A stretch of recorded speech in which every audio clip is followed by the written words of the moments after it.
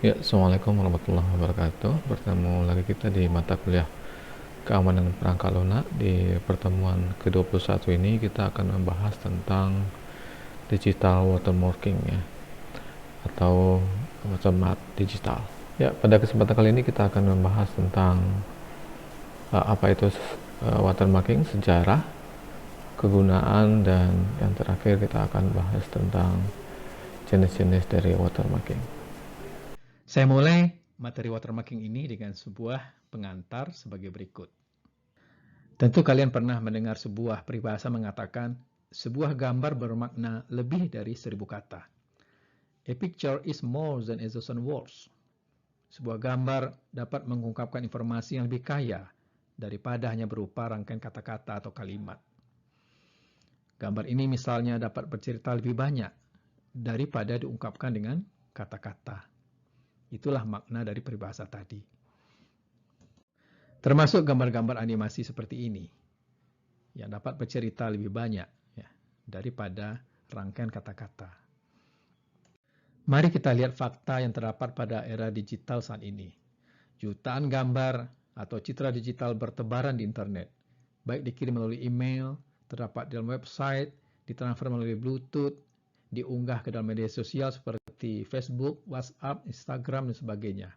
Siapapun bisa mengunduh citra dari internet, mengkopinya, menyunting atau mengeditnya kembali, memanipulasinya, atau mengirimnya kepada pihak lain. Nah, hal-hal seperti ini ya dapat mengarah kepada pelanggaran hak atas kekayaan intelektual atau haki. Misalnya, mengklaim citra orang lain sebagai citra milik sendiri. Ini termasuk dalam pelanggaran kepemilikan. Mengcopy dan menyebarkan citra yang memiliki copyright ya tanpa izin pemilik. Ya, ini termasuk dalam pelanggaran copyright. Mengubah konten citra digital sehingga keasliannya hilang. Tinjau beberapa kasus sebagai berikut. Kasus pertama, Alice dan Bob sama-sama mengklaim gambar yang unik ini adalah miliknya. Alice mengklaim gambar ini adalah hasil fotografinya, Bob mengklaim bahwa gambar ini adalah miliknya. Nah, sebenarnya siapa pemilik gambar ini sesungguhnya? Jika terjadi persengketaan dan meneruskan ke pengadilan, maka hakim perlu memutuskan siapa sesungguhnya pemilik gambar ini. Kasus kedua, misalkan Alice sedang berjalan-jalan pada malam hari yang cerah, dan ketika ia mengarahkan pandangan ke langit, ia melihat sebuah objek yang disebut dengan UFO ya, atau piring terbang. Kemudian dengan cepat Alice mengeluarkan kamera ponselnya, lalu memfotonya. Nah, Alice memberitahukan kepada temannya, yaitu Bob, bahwa ia melihat piring terbang. Ya. Sebagai buktinya, Alice mengirim foto piring terbang tersebut kepada Bob. Nah, Bob tanpa sepengetahuan Alice menggandakan ya, dan menyebarkan gambar UFO tersebut ya, kepada pihak lain ya, dengan maksud untuk menjualnya. Kasus ketiga, misalkan Alice memiliki sebuah gambar hasil fotografi seperti ini, ya, gambar yang indah ini. Nah, lalu ia mengirim gambar ini kepada Bob. Bob memodifikasi gambar tersebut dengan menggunakan Photoshop, ya, sehingga pada gambar hasil modifikasinya terdapat sebuah objek yaitu gelas ya, yang berisi minuman ini yang sebenarnya tidak terdapat pada gambar aslinya. Nah, sekarang bagaimana cara menentukan mana di antara kedua gambar ini yang merupakan gambar asli?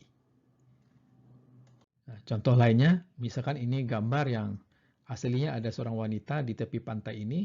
Nah, kemudian dengan software seperti Photoshop, gambar tersebut diubah sehingga wanita tersebut hilang. Nah, kalau kedua gambar ini misalnya diedarkan ke publik, bagaimana cara membuktikan mana gambar yang asli? Atau foto yang pernah menghebohkan publik Amerika kira-kira 10 tahun yang lalu, ya, yaitu foto Bill Clinton, ya, Presiden Amerika, ya, dengan Monica Lewinsky. Ya. Mana di antara kedua foto ini yang asli?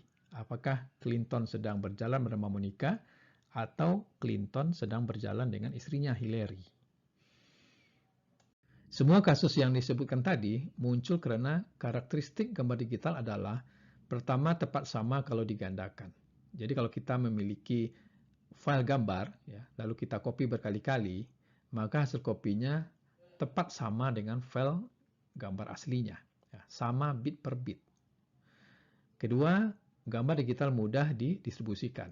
Apalagi dengan menggunakan internet, gambar digital bisa dikirim melalui email, ditransfer melalui Bluetooth, diupload ke media sosial, ya, dikirim melalui jejaring sosial seperti WhatsApp, Line, dan sebagainya. Ketiga, gambar digital mudah diedit, ya, diubah atau dimanipulasi dengan menggunakan software seperti Photoshop.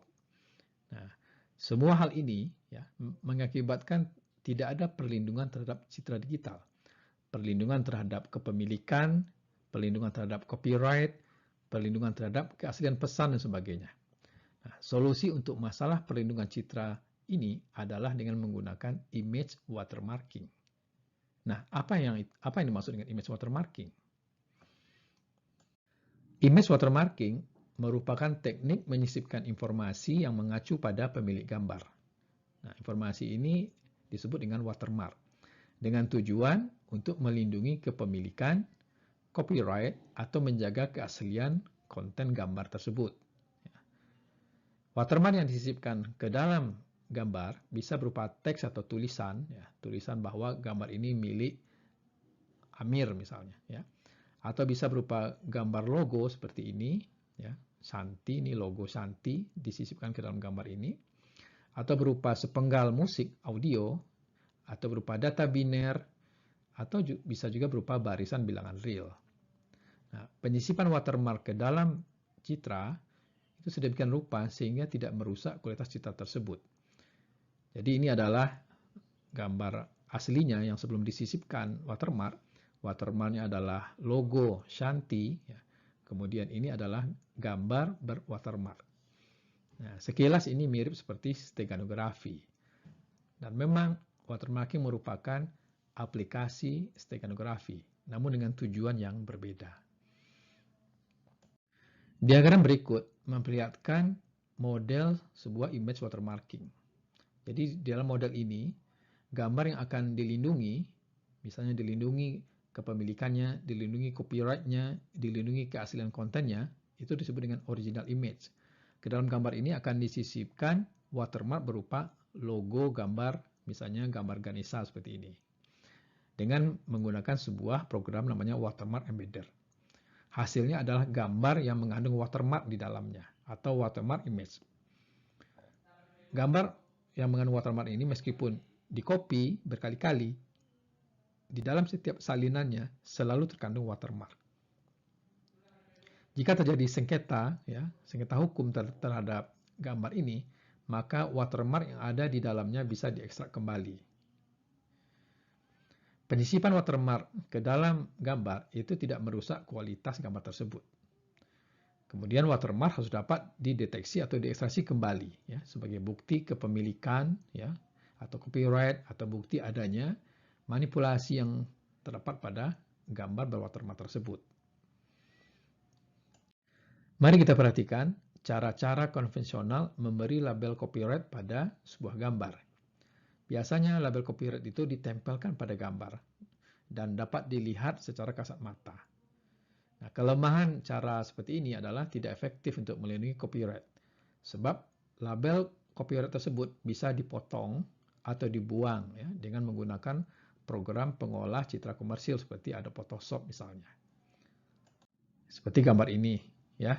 Ini foto sebuah gambar dengan latarnya adalah Lembah Anai di Sumatera Barat, dan ini ada kereta api yang lewat, ya, di atas sebuah jalur layang.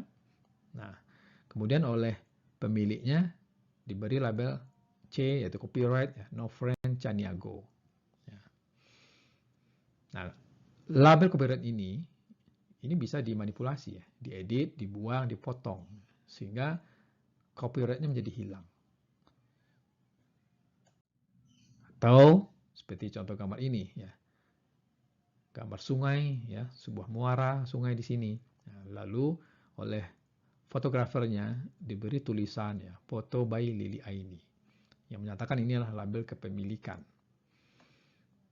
Nah, label ini juga bisa dibuang, ya, atau dihapus dengan menggunakan software seperti Photoshop.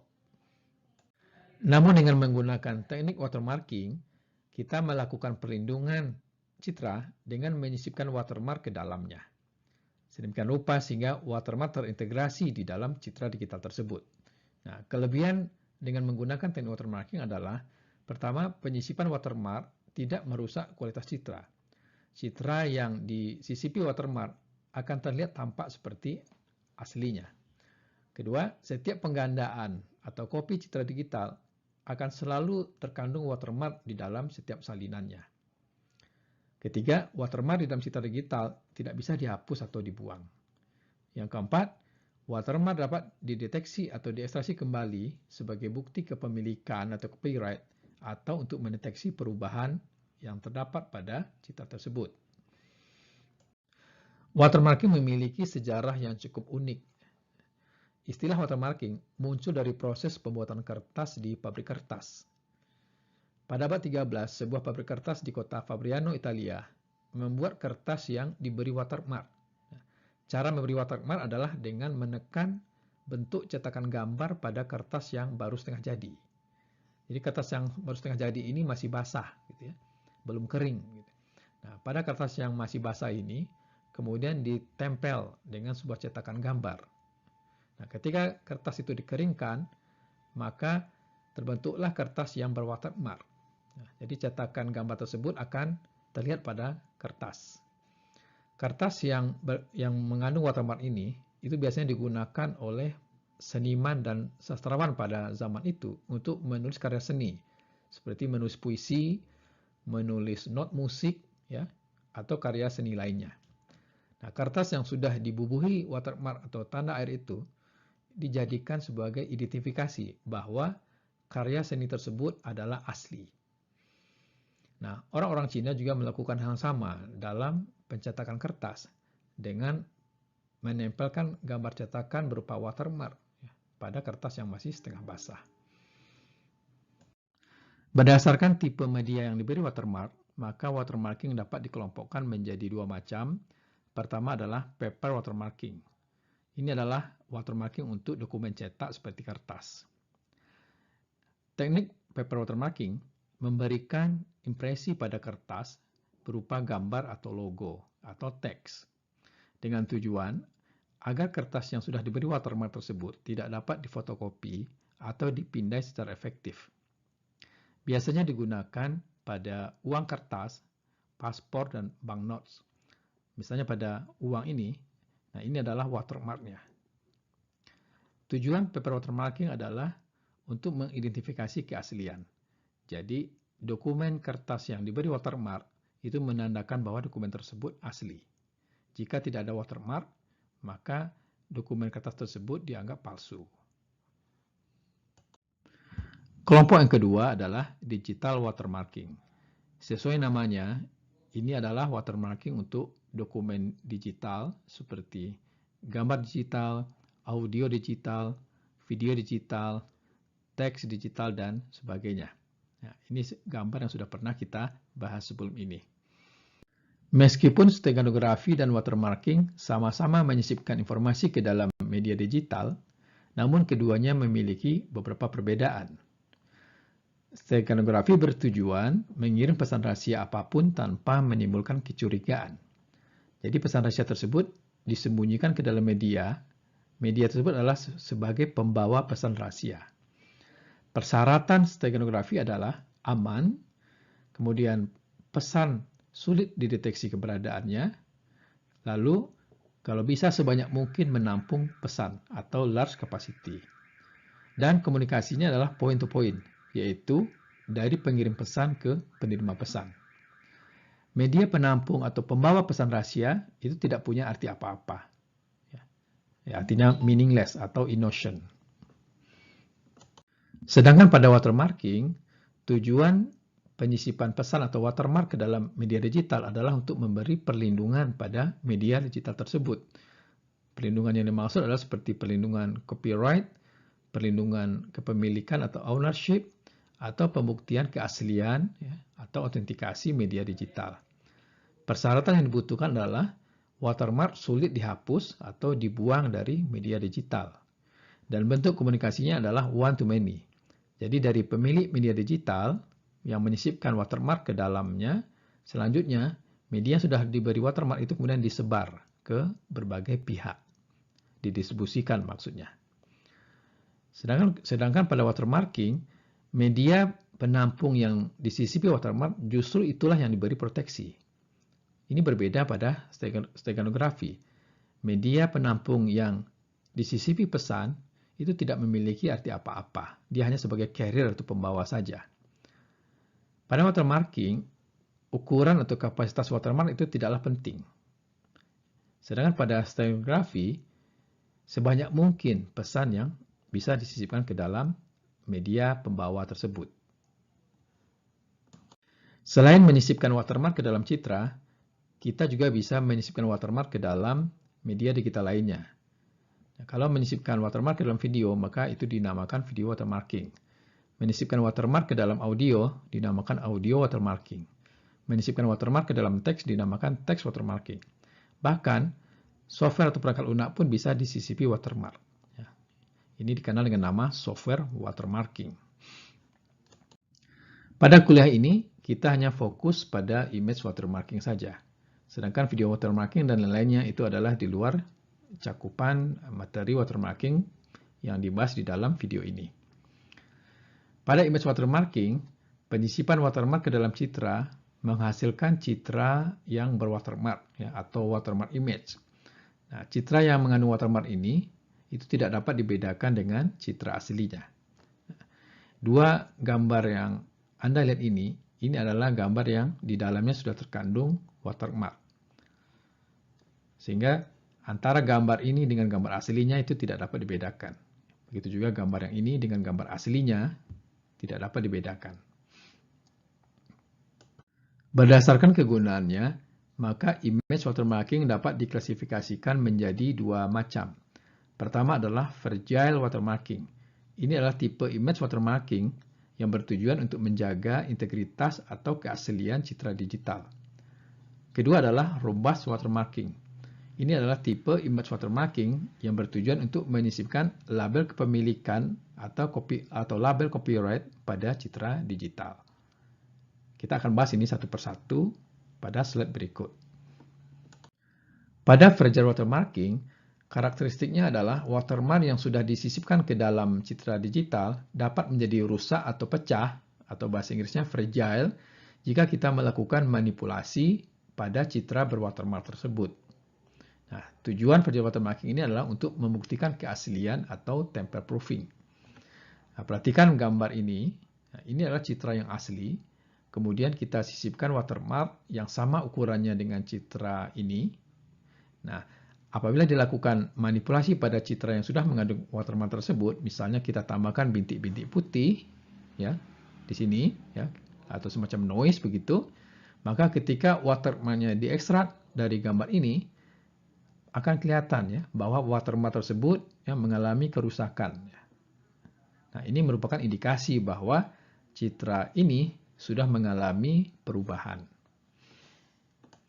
Nah, contoh lainnya, ini adalah gambar aslinya, kemudian kita sisipkan watermark yang seukuran gambar ini, ya. Lalu dilakukan manipulasi pada citra berwatermark, ya, ditambahkan sebuah gelas yang berisi minuman di sini. Nah, ketika watermark diekstrak dari sini, akan terlihat ya suatu bentuk artefak yang mirip seperti gelas tadi. Nah, berarti watermarknya ini mengalami kerusakan atau fragile. Sehingga kita menyimpulkan bahwa citra ini sudah dimanipulasi atau dilakukan perubahan. Bagaimana cara melakukan fragile watermarking? Nah, pertama kita harus mengerti dulu konsep citra digital. Hal ini sudah pernah dijelaskan di dalam materi steganografi. Kedua, kita harus mengerti metode LSB. Nah, ini juga sudah pernah dijelaskan di dalam materi steganografi. Langkah-langkah di dalam algoritma fragile watermarking adalah sebagai berikut. Pertama, kita harus memiliki watermark yang seukuran citra yang akan disisipi.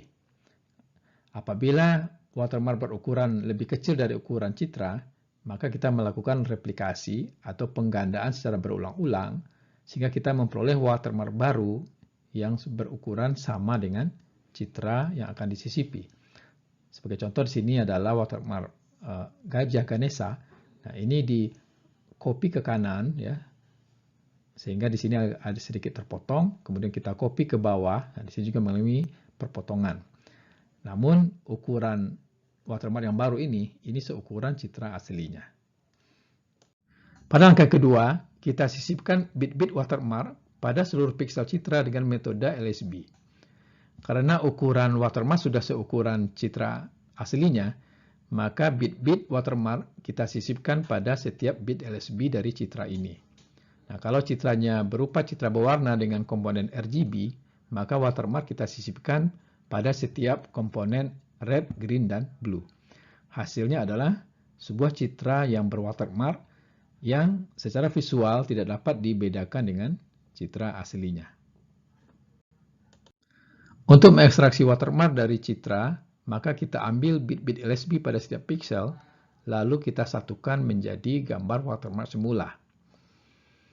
Jadi dari citra berwatermark ini, kita ambil bit-bit LSB pada setiap pixel, kemudian kita susun sehingga menjadi gambar watermark hasil ekstraksi. Sekarang kita lakukan serangan atau manipulasi pada citra berwatermark. Nah, serangan pertama adalah deletion attack. Jadi kita hapus sebagian dari gambar yang berwatermark ini. Nah, misalnya kita hapus bagian atas dari cabai hijau ini. Nah, ketika watermark diekstraksi dari sini, akan terlihat suatu bentuk, ya, yaitu bagian yang mengalami manipulasi ini. Nah, kalau kita lakukan pengurangan dengan watermark aslinya, maka kita dapatkan potongan gambar ini yang merupakan bagian yang mengalami modifikasi. Dan kalau kita kembalikan bagian ini ke citra berwatermark, maka kita peroleh ini adalah bagian yang mengalami manipulasi. Nah, serangan kedua misalnya insertion attack.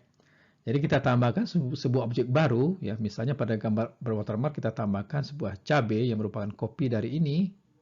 Ya. Nah, ketika watermark diekstraksi dari sini, akan terlihat bentuk objek yang baru ditambahkan tadi.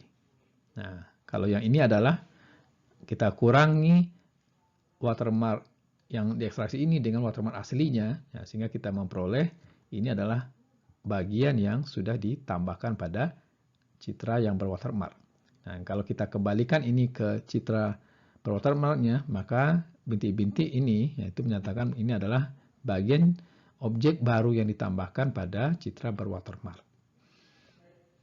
Serangan yang ketiga adalah dengan mengubah kecerahan dan kontras citra berwatermark ini. Nah, ini jadi kelihatan di sini citra berwatermarknya kelihatan lebih cerah, ya, kontrasnya lebih tajam. Nah, ketika kita ekstrak watermark dari gambar ini, maka watermark hasil ekstraksinya akan mengandung, ya, noise-noise seperti ini yang menyatakan bahwa citra ini sudah mengalami perubahan atau manipulasi. Jenis image watermarking yang kedua adalah robust watermarking. Robust artinya kokoh. Ya. Jadi sesuai namanya, robust watermarking, penyisipan watermark ke dalam citra itu menghasilkan watermark yang tetap kokoh, ya, atau robust terhadap serangan atau manipulasi pada citra berwatermark tersebut. Misalnya kalau kita lakukan pemampatan atau kompresi pada citra berwatermark, maka watermarknya masih tetap bisa dikenali atau diidentifikasi. Atau kalau kita melakukan cropping atau memotong sebagian dari citra berwatermark, maka watermark juga masih tetap bisa dikenali atau diidentifikasi. Atau kita melakukan editing, ya, pengubahan ukuran dan sebagainya, watermarknya masih tetap bertahan. Nah, robust watermarking ini bertujuan untuk memberikan perlindungan kepemilikan maupun copyright pada citra digital. Jadi dengan menyisipkan suatu label kepemilikan pada citra ini, maka citra yang mengandung watermark tersebut, ya, watermark di dalamnya masih tetap kokoh atau robust, ya, terhadap bermacam-macam serangan. Persyaratan umum robust watermarking pertama adalah imperceptible. Artinya keberadaan watermark di dalam citra tidak dapat dilihat secara visual oleh indera penglihatan manusia. Kedua adalah robustness. Artinya watermark tetap kokoh atau bertahan meskipun dilakukan serangan atau manipulasi pada citra tersebut. Ketiga, secure, artinya hanya pihak-pihak yang punya otoritas yang dapat menyisipkan maupun mengekstraksi atau mendeteksi watermark dari citra. Ya, dalam hal ini hanya pemilik citra tersebut yang dapat melakukannya. Nah, ketiga syarat ini itu tidak dapat kita peroleh secara ideal, ya. Kita hanya dapat mengkompromikan ketiganya, ya, sebagai jalan tengah, ya, yaitu memperoleh robust watermarking yang dapat memiliki persyaratan imperceptible, secure maupun robustness. Nah, ini adalah contoh robust watermarking. Sebagai original image-nya adalah citra Lena, citra grayscale ini. Kemudian watermark-nya adalah logo Ganesha. Nah, ini adalah citra berwatermark yang sudah disisipi watermark ini. Nah, kalau kemudian kita lakukan ekstraksi watermark dari citra ini, kita peroleh logo Ganesha kembali. Nah, di sini ada sedikit noise ya pada citra hasil ekstraksi. Nah, ini nanti dijelaskan kenapa demikian. Bagaimana cara melakukan robust watermarking? Nah, tidak seperti pada metode virtual watermarking yang menyisipkan watermark pada domain spasial, yaitu pada nilai-nilai piksel citra, maka pada robust watermarking, watermark disisipkan pada domain transform, misalnya pada domain frekuensi. Mengapa harus disisipkan pada domain frekuensi? Karena penyisipan watermark pada domain frekuensi akan menghasilkan watermark yang tahan terhadap manipulasi pada citra. Jadi sebelum kita menyisipkan watermark, pertama-tama citra ditransformasi terlebih dahulu dari ranah spasial ke ranah transform. Nah, misalnya menggunakan transformasi discrete Gaussian transform atau DCT. Jadi sebelum penyisipan watermark, citra dalam domain spasial ini ditransformasi terlebih dahulu ke dalam domain frekuensi dengan menggunakan discrete Gaussian transform. Nah, ini adalah citra dalam domain frekuensi. Di sini terdiri dari koefisien DC, yaitu elemen di sudut kiri atas ini, kemudian elemen-elemen lainnya disebut dengan koefisien AC. Nah, kita menyisipkan watermark pada koefisien-koefisien AC ini. Nah, selanjutnya setelah disisipi watermark, citra dalam domain frekuensi ini kemudian dilakukan inverse discrete Gaussian transform atau IDCT menjadi citra dalam domain spasial. Nah, inilah citra yang mengandung watermark atau watermark image. Persamaan discrete Gaussian transform dan inverse discrete Gaussian transform ditunjukkan pada persamaan ini. Ya, jadi ini adalah citra dalam domain spasial, ya, dan ini adalah citra dalam domain frekuensi. Nah, elemen CUV inilah yang disebut dengan koefisien-koefisien discrete Gaussian transform. Sedangkan transformasi inverse-nya, yaitu inverse discrete Gaussian transform, ini mentransformasikan kembali citra dalam domain frekuensi, yaitu CUV ini, menjadi citra dalam domain spasial. Ini adalah contoh citra Lena dalam domain spasial, kemudian ini adalah citra Lena dalam domain frekuensi. Jadi transformasi citra dengan menggunakan discrete Gaussian transform menghasilkan nilai-nilai yang dinamakan koefisien-koefisien transformasi atau disebut juga dengan koefisien DCT. Nah, penyisipan bit-bit watermark ke dalam citra dilakukan dengan memanipulasi koefisien-koefisien DCT tersebut, yaitu dengan cara menambahkan bit watermark ke dalam koefisien DCT menggunakan suatu formula sederhana, misalnya VI topi sama dengan VI tambah WI. Nah, VI adalah koefisien DCT yang lama. Nah, VI topi adalah koefisien DCT yang baru setelah ditambahkan dengan bit watermark. Nah, selanjutnya, citra dalam domain frekuensi tadi ditransformasikan kembali dengan menggunakan inverse discrete Gaussian transform untuk mendapatkan citra berwatermark. Nah, ini dapat dilihat pada diagram ini.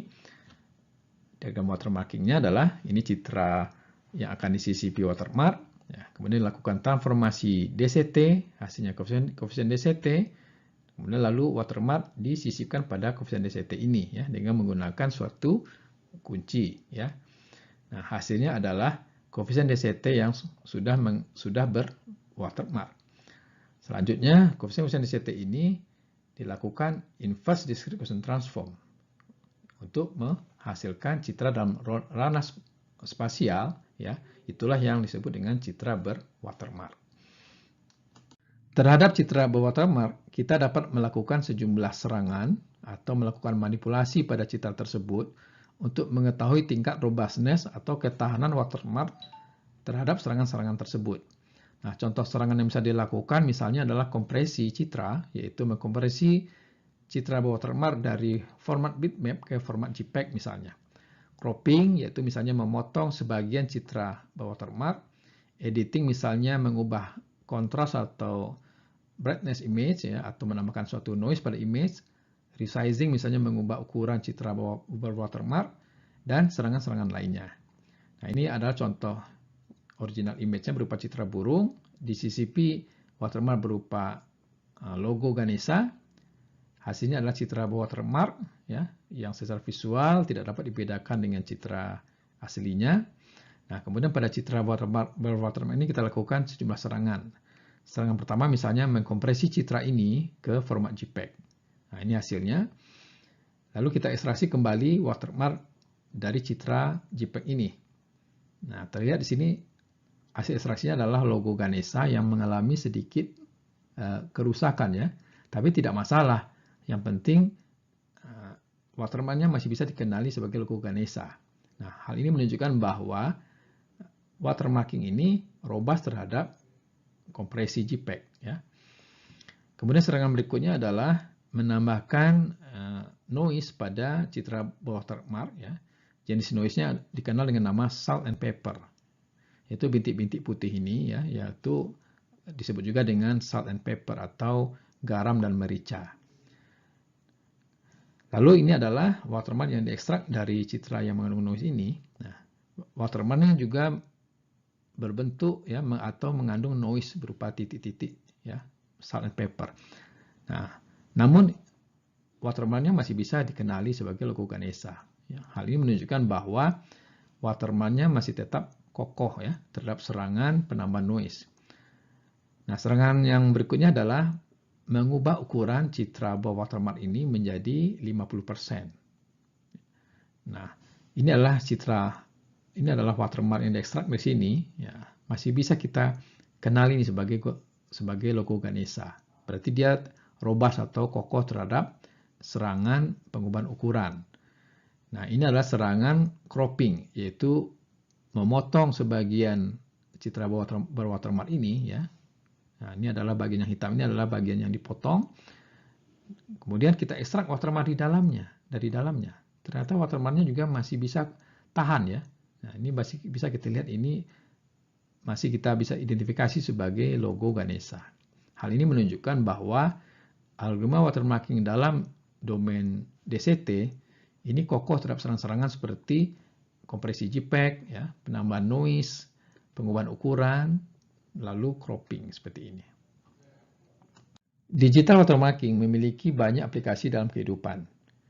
Antara lain adalah untuk identifikasi kepemilikan atau ownership identification, bukti kepemilikan atau proof of ownership, untuk memeriksa keaslian isi karya digital atau content authentication, untuk transaction tracking atau pelacakan transaksi, untuk perlindungan terhadap pembajakan atau perlindungan terhadap penggandaan. Yang terakhir adalah untuk memantau penyiaran. Nah, ini akan dijelaskan satu persatu dalam slide berikut. Aplikasi watermarking yang pertama adalah owner identification atau identifikasi kepemilikan. Nah, misalkan Alice memiliki karya digital berupa hasil fotografi. Aplikasi watermarking berikutnya adalah untuk membuktikan kepemilikan atau proof of ownership. Aplikasi watermarking ini digunakan apabila terjadi sengketa kepemilikan terhadap suatu karya digital. Nah, misalkan Alice memiliki hasil fotografi berupa foto digital seperti ini. Lalu Alice menyisipkan watermark ke dalam citra tersebut, menghasilkan citra berwatermark, lalu mendistribusikan citra berwatermark tersebut kepada pihak lain. Apabila di suatu hari, di kemudian hari ternyata ada pihak lain, misalkan Bob, mengaku sebagai pemilik citra digital tersebut, maka jika sengketa ini berlanjut ke pengadilan, hakim dapat memutuskan bahwa pemiliknya adalah Alice, yaitu setelah mengekstraksi watermark dari citra tersebut. Aplikasi watermarking yang ketiga adalah transaction tracking atau pelacakan transaksi. Kadang-kadang disebut juga dengan fingerprinting atau cetak jari. Nah, misalkan Alice memiliki karya digital berupa sebuah video. Nah, Alice akan mendistribusikan video karyanya ini kepada beberapa distributor. Sebut saja distributor A dan distributor B. Namun, Alice menyisipkan watermark yang berbeda-beda kepada setiap distributor. Untuk distributor A, Alice menyisipkan watermark A ke dalam video digital tersebut. Untuk distributor B, Alice menyisipkan watermark B ke dalam video digital tersebut. Jadi setiap distributor memiliki video berwatermark ya, dengan watermark yang berbeda satu sama lain. Nah, kedua distributor ini terikat pada perjanjian bahwa mereka tidak boleh menggandakan atau mendistribusikan video digital tersebut tanpa seizin atau sepengetahuan Alice. Nah, misalkan di antara dua distributor ini ada satu distributor yang curang, ia melakukan penggandaan ya terhadap video digital tersebut, mendistribusikannya atau menjualnya kepada pihak lain secara ilegal. Ya, ini disebut dengan penggunaan secara tidak berhak atau unauthorized usage. Nah, ketika Alice misalnya menemukan video bajakan tersebut, ya, Alice ingin tahu siapa yang melakukan pelanggaran terhadap perjanjian tersebut. Ya. Alice dapat mengekstraksi watermark dari video digital yang dia peroleh. Kemudian dia mengetahui bahwa di dalam video digital tersebut adalah watermark B. Nah, jadi Alice dapat melacak bahwa distributor yang melanggar perjanjian itu adalah distributor B.